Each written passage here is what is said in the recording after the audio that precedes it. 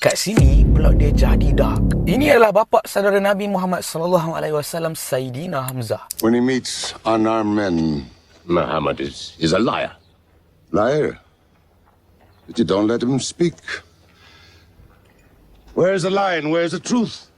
When it hasn't been spoken yet. Muhammad is a fraud. Kita selalu dimomokkan yang pahlawan sirah ni masuk Islam semuanya sebab lalui proses spiritual yang tenang. Tapi catatan klasik Martin Lings ni pilih untuk jujur dengan realiti psikologi manusia dan politik Mekah yang panas masa tu.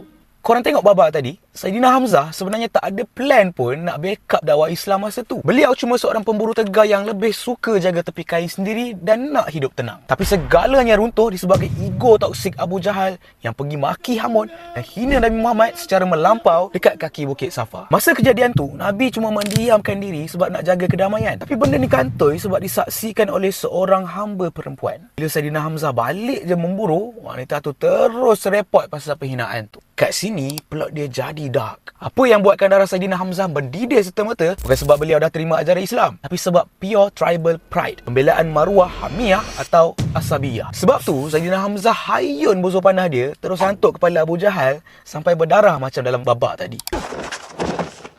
Stand up. Hit me back if you dare. Tindakan Sayyidina Hamzah ni sebenarnya satu perjudian politik yang sangat bahaya.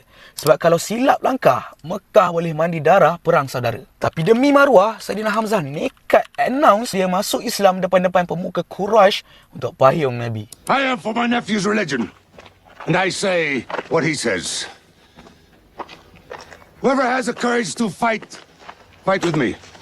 Abu Jahal yang tengah cuak masa tu terpaksa telan ego dia dan halang orang-orang dia daripada balas balik. Sebab dia tahu dia yang cari pasal dulu. Martin Lings bukan nak jual cerita yang indah-indah atau majis saja.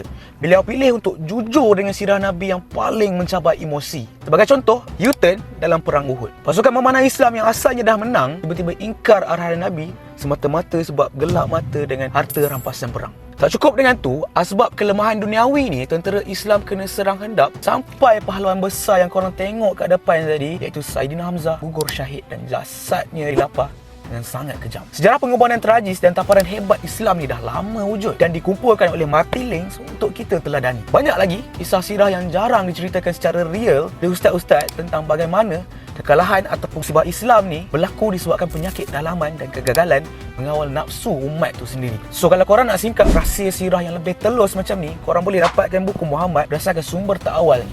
Peace, my love. Dapatkan sekarang.